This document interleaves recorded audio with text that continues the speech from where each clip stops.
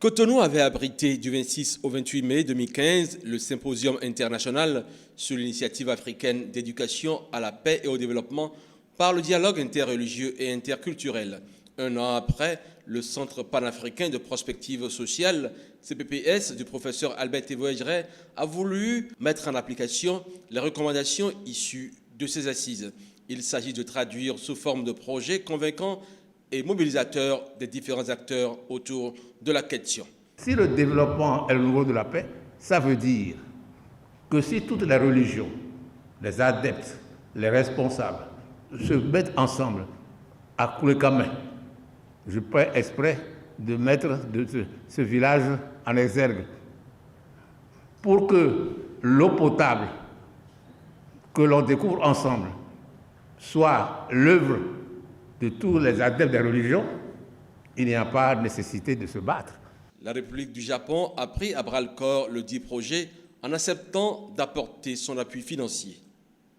Lors de la 5e conférence internationale Tokyo sur le développement de l'Afrique, tenue au Japon en juin 2013, le gouvernement Japon a manifesté plusieurs engagements, au nombre desquels sa ferme volonté de continuer à soutenir les efforts de l'Afrique en matière de consolidation de la paix, de soutien et de promotion de la paix.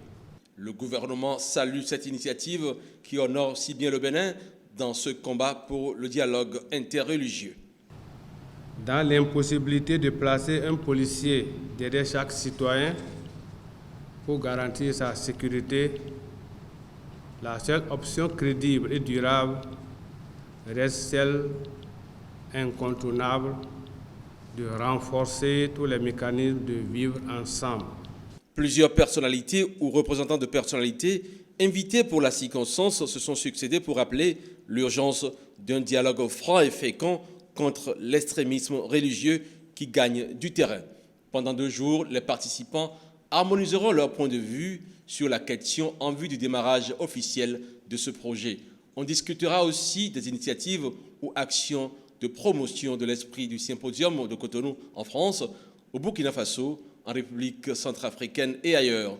On parlera aussi des défis et perspectives du projet.